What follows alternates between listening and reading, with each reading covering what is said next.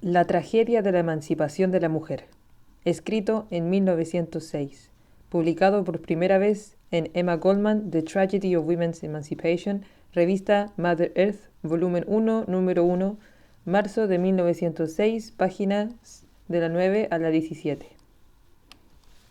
Comenzaré admitiendo lo siguiente, sin tener en cuenta las teorías políticas y económicas que tratan sobre las diferencias fundamentales entre las varias agrupaciones humanas, sin miramiento alguno para las distinciones de raza o de clase, sin parar en la artificial línea divisoria entre los derechos del hombre y de la mujer.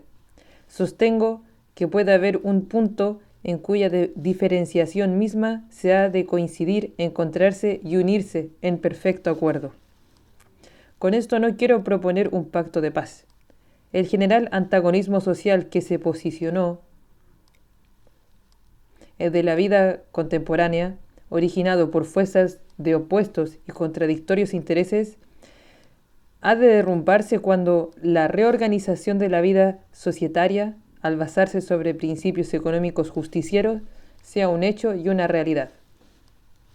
La paz y la armonía entre ambos sexos y entre los individuos no ha de depender necesariamente de la igualdad superficial de los seres, ni tampoco traerá la eliminación de los rasgos y de las peculiaridades de cada individuo. El problema planteado actualmente, pudiendo ser resuelto en un futuro cercano, consiste en apreciarse uno mismo, dentro de cada comunión de la masa de otros seres y de sentir hondamente esa unión con los demás, sin avenirse por ello a perder las características más salientes de uno mismo. Esto me parece a mí que deberá ser la base en que descansa la masa y el individuo, el verdadero demócrata y el verdadero individualista, o donde el hombre y la mujer han de poderse encontrar sin antagonismo alguno. El lema no será perdonaos unos a otros, sino comprendeos unos a otros. La sentencia de Madame Steele, citada frecuentemente, comprenderlo todo es perdonarlo todo, nunca me fue simpática, huele un poco a sacristía. La idea de perdonar a otro ser demuestra una superioridad farisaica. Comprenderse mutuamente es para mí suficiente. Admitida en parte esta premisa, ella presenta el aspecto fundamental de mi punto de vista acerca de la emancipación de la mujer y de la entera repercusión en todas las de su sexo. Su completa emancipación hará de ella un ser humano, en el verdadero sentido.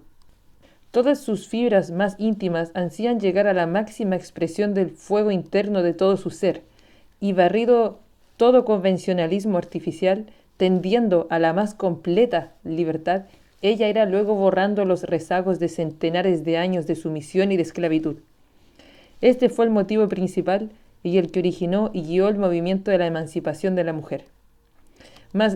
Pero los resultados hasta ahora obtenidos la aislaron despojándola de la fuente primaveral de los sentidos y cuya dicha es esencial para ella.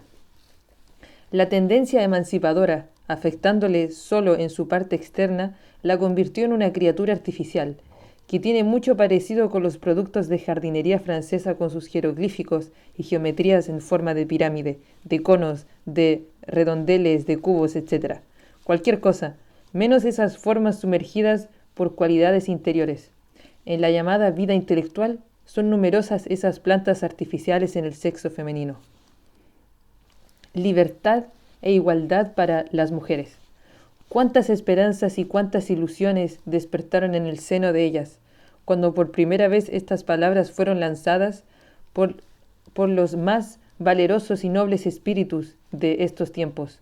Un sol, en todo el esplendor de su gloria, emergía para iluminar un nuevo mundo, ese mundo donde las mujeres se hallaban libres para dirigir sus propios destinos.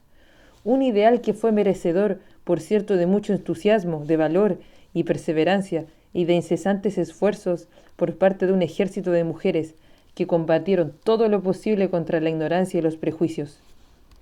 Mi esperanza también iba hacia esa finalidad, pero opino que la emancipación, como es interpretada y aplicada actualmente, fracasó en su contenido fundamental.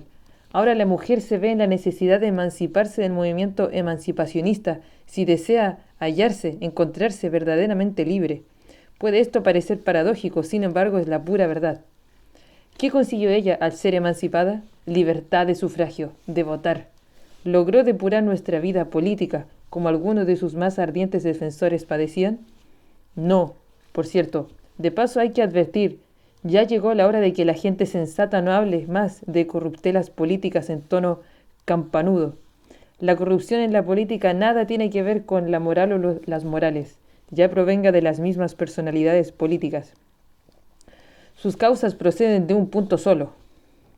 La política es el reflejo del mundo industrial, cuya máxima es bendito sea el que más toma y menos da. Compra lo más barato y véndelo más caro posible. La mancha en una mano, lava la otra. No hay esperanza alguna de que la mujer, aun con la libertad de votar, purifique la política. El movimiento de emancipación trajo la nivelación económica entre la mujer y el hombre, pero como su educación física en el pasado y en el presente no le suministró la necesaria fuerza para competir con el hombre, a menudo se ve obligada a un desgaste de energías enormes, a poner en máxima tensión su vitalidad, sus nervios a fin de ser evaluada en el mercado de la mano de obra. Raras son las que tienen éxito, ya que las mujeres profesoras, médicas, abogadas, arquitectas e ingenieras no merecen la misma confianza que sus colegas los hombres, y tampoco la remuneración para ellas es paritaria. Y las que alcanzan a distinguirse en sus profesiones lo hacen siempre a expensas de la salud de sus organismos. La gran masa de muchachas y mujeres trabajadoras, ¿qué independencia habrían ganado al cambiar la estrechez y la falta de libertad del hogar con la carencia total de libertad de la fábrica, de la confitería, de las tiendas o de las oficinas? Además, está el peso con el que cargarán muchas mujeres al tener que cuidar el hogar doméstico, el dulce hogar, donde solo hallarán frío, desorden, aridez, después de una extenuante jornada de trabajo. Gloriosa independencia es esta.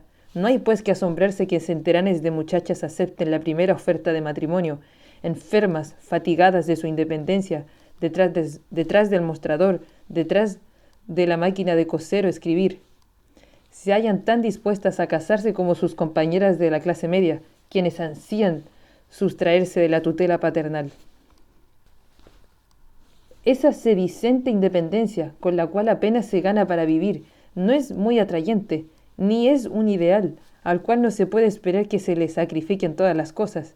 La tan ponderada independencia no es después de todo más que un lento proceso para embotar, atrofiar la naturaleza de la mujer en sus instintos mamorosos y maternales. Sin embargo, la posición de la muchacha obrera es más natural y humana que la de su hermana de las profesiones liberales, quien al parecer es más afortunada, profesoras, médicas, abogadas, ingenieras, las que deberán asumir una apariencia de más dignidad, de decencia en el vestir, mientras que interiormente todo es vacío y muerte. La mezquindad de la actual concepción de la independencia y de la emancipación de la mujer, el temor de no merecer el amor del hombre que no es de su rango social, el miedo a que el amor del esposo le robe su libertad, el horror a ese amor o a la alegría de la maternidad, le inducirá a engolfarse cada vez más en el ejercicio de su profesión, de modo que todo esto convierta a la mujer emancipada en una obligada vestal, ante quien la vida, con sus grandes dolores purificadores y sus profundos regocijos, pasa sin tocarla ni conmover su alma. La idea de la emancipación, tal como la comprende la mayoría de sus adherentes y expositores, resulta un objetivo limitadísimo, que no permite que se expanda ni haga eclosión. Esta es el amor sin trabas, el que contiene la honda, la emoción de la verdadera mujer, la querida, la madre capaz de concebir en plena libertad. La tragedia que significa resolver su problema económico y mantenerse por sus propios medios que hubo de afrontar la mujer libre no reside en muchas y variadas experiencias, sino en unas cuantas, las que más la aleccionaron. La verdad, ella sobrepasa a su hermana de las generaciones pretéritas, en el agudo conocimiento de la vida y de la naturaleza humana. Es por eso que siente con más intensidad la falta de todo lo más esencial en la vida, lo único apropiado para enriquecer el alma humana, y que sin ello la mayoría de las mujeres emancipadas se convierten a un automatismo profesional. Semejante estado de cosas fue previsto por quienes supieron comprender que en los dominios de la ética quedaban aún en pie muchas ruinas de los tiempos, en que la superioridad del hombre fue indisputada, y que esas ruinas eran todavía utilizadas por las numerosas mujeres emancipadas que no podían hacer menos de ellas. Es que cada movimiento de tinte revolucionario que persigue la destrucción de las instituciones existentes con el fin de reemplazarlas por otra estructura social mejor, logra atraerse innumerables adeptos que en teoría abogan por las ideas más radicales y en la práctica diaria se conducen como todo el mundo, como los inconscientes y los burgueses, fingiendo una exagerada respetabilidad en sus sentimientos e ideas y demostrando el deseo de que sus adversarios se formen la más favorable de las opiniones acerca de ellos. Aquí, por ejemplo, tenemos los socialistas y aún los anarquistas, quienes pregonan que la propiedad es un robo, y asimismo se indignarán contra quien les adeude por el valor de media docena de alfileres. La misma clase de burgueses se encuentra en el movimiento de emancipación de la mujer. Periodistas amarillos y una literatura ñoña y color de rosa trataron de pintar a las mujeres emancipadas de un modo como para que se les erizaran los cabellos a los buenos ciudadanos y a sus prosaicas compañeras. De cada miembro perteneciente a las tendencias emancipacionistas se trazaba un retrato parecido al de George Sand respecto a su despreocupación por la moral. Nada era sagrado para la mujer emancipada, según esa gente. No tenía ningún respeto por los lazos ideales de una mujer y un hombre. En una palabra, la emancipación abogaba solo por una vida de atolondramiento, de lujuria y de pecado, sin miramiento por la moral, la sociedad y la religión. Las propagandistas de los derechos de la mujer se pusieron furiosas contra esa falsa versión y exentas de ironía y humor, emplearon a fondo todas sus energías para probar que no eran tan malas como se les había pintado, sino completamente al revés. Naturalmente decían hasta tanto la mujer siga siendo esclava del hombre, no podrá ser buena ni pura. Pero ahora que al fin se ha libertado, demostrará cuán buena será y cómo su influencia deberá ejercer efectos purificadores en todas las instituciones de la sociedad. Cierto, el movimiento en defensa de los derechos de la mujer dio en tierra con más de una vieja traba o prejuicio, pero se olvidó de los nuevos. El gran movimiento de la verdadera emancipación no se encontró con una gran raza de mujeres, capaces y con el valor de mirar en la cara a la libertad. Su estrecha y puritana visión desterró al hombre como un elemento perturbador de su vida emocional y de dudosa moralidad. El hombre no debía ser tolerado, a excepción del padre y del hijo, ya que un niño no vendrá a la vida sin el padre, ¿no? Afortunadamente, el más rígido puritanismo no será nunca tan fuerte que mate el instinto de la maternidad. Pero la libertad de la mujer, hallándose estrechamente ligada con la del hombre, y las llamadas así hermanas emancipadas, pasan por alto el hecho de que un niño al nacer ilegalmente necesita más que otro el amor y el cuidado de todos los seres que están a su alrededor, mujeres y hombres. Desgraciadamente, esta limitada concepción de las relaciones humanas hubo de engendrar la gran tragedia existente en la vida del hombre y de la mujer moderna. Hace unos 15 años que apareció una obra cuyo autor era la brillante escritora noruega Laura Marholm. Se titulaba La mujer, estudio de caracteres. Fue una de las primeras en llamar la atención sobre la estrechez y la vaciedad del concepto de la emancipación de la mujer y de los trágicos efectos ejercidos en su vida interior.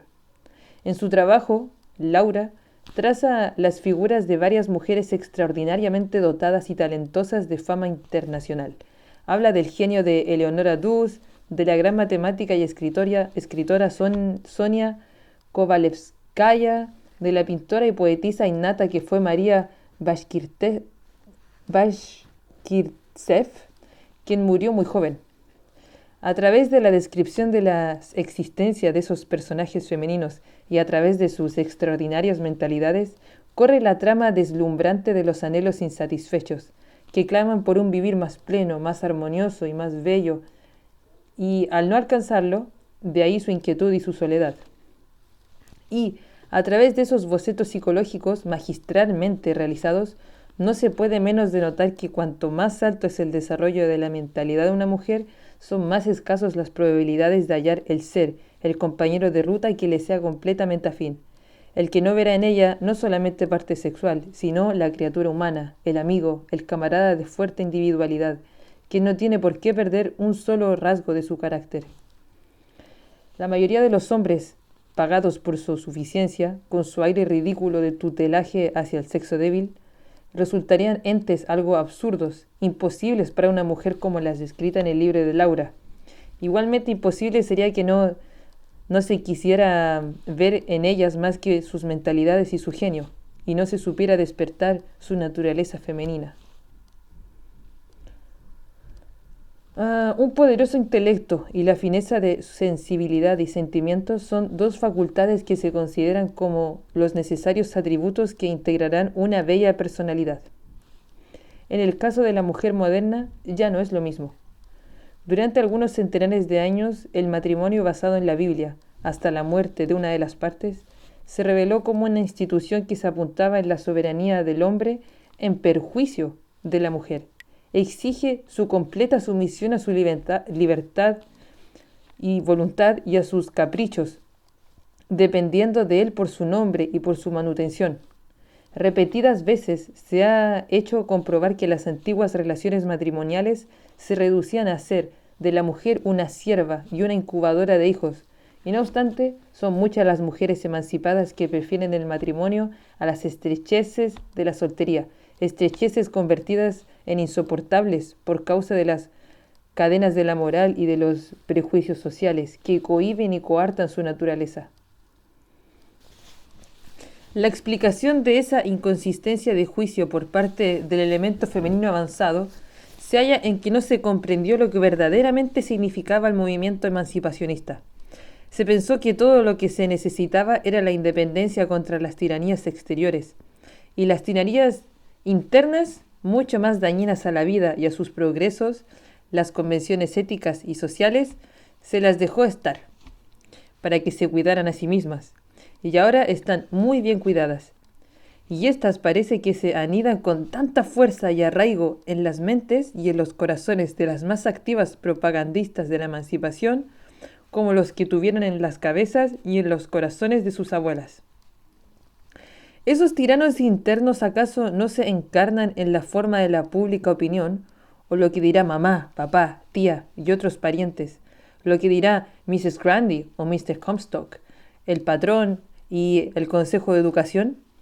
Todos esos organismos tan activos, pesquisas morales, carceleros del espíritu humano, ¿qué han de decir? Hasta que la mujer no haya aprendido a desafiar a todas las instituciones, resistir firmemente en su sitio, insistiendo que no se le despoje de la menor libertad, escuchando la voz de su naturaleza, ya la llame para gozar de los grandes tesoros de la vida, el amor por un hombre o para cumplir con su más gloriosa misión, el derecho de dar libremente la vida a una criatura humana, no se puede llamar emancipada. ¿Cuántas mujeres emancipadas han sido lo bastante valerosas para confesarse que la voz del amor lanzaba sus ardorosos llamados o golpeaba salvajemente su seno, pidiendo ser escuchado, ser satisfecho? El escritor francés Jean Reybrach, en una de sus novelas, New Beauty, La Nueva Belleza, intenta describir el ideal de la mujer bella y emancipada. Este ideal está personificado en una joven doctorada en medicina. Habla con mucha inteligencia y cordura de cómo debe alimentarse un bebé. Es muy bondadosa, suministra gratuitamente sus servicios profesionales y las medicinas para las madres pobres. Conversa con un joven, una de sus amistades, acerca de las condiciones sanitarias del porvenir y cómo los bacilos y los gérmenes serán exterminados una vez que se adopten paredes y pisos de mármol, piedras o baldosas, haciendo a menos de las alfombras y de los cortinados. Ella naturalmente viste sencillamente y casi siempre de negro. El joven, quien en el primer encuentro se sintió intimidado ante la sabiduría de su emancipada amiga, Gradualmente la va conociendo y comprendiendo cada vez más hasta que un buen día se da cuenta que la ama. Los dos son jóvenes, ella es buena y bella y, aunque un tanto severa en su continencia, su apariencia se suaviza con el inmaculado cuello y puños. Uno esperaría que le confesara su amor, pero él no está por cometer ningún gesto romántico y absurdo. La poesía y el entusiasmo del amor lo hacen ruborizar ante la pureza de la novia. Silencia el naciente amor y permanece correcto. También ella es muy medida, muy razonable, muy decente. Temo que de haberse unido esa pareja, el jovencito hubiera corrido el riesgo de helarse hasta morir. Debo confesar que nada veo de hermoso en esta nueva belleza, que es tan fría como las paredes y los pisos que ella sueña implantar en el porvenir. Prefiero más bien los cantos de amor de la época romántica, Don Juan y Venus, más bien el mocetón que rapta a su amada en una noche de luna, con las escaleras de cuerda, perseguido por la maldición del padre y los gruñidos de la madre, y el chismorreo moral del vecindario, que la corrección y la decencia medida por el metro del tendero. Si el amor no sabe darse sin restricciones, no es amor, sino solamente una transacción que acabará en desastre por el más o el menos. La gran limitación de miras del movimiento emancipacionista de la actualidad reside en su artificial estiramiento y en la mezquindad y en la mezquina respetabilidad con que se reviste, lo que produce un vacío en el alma de la mujer, no permitiéndole satisfacer sus más naturales ansias. Una vez hice notar que parecía existir una más estrecha relación entre la madre de corte antiguo, el ama de casa siempre alerta, velando por la felicidad de sus pequeños y el bienestar de los suyos, y la verdadera mujer moderna, que con la mayoría de las emancipadas. Estas discípulas de la emancipación depurada clamaron contra mi heterodoxia y me declararon buena para la hoguera.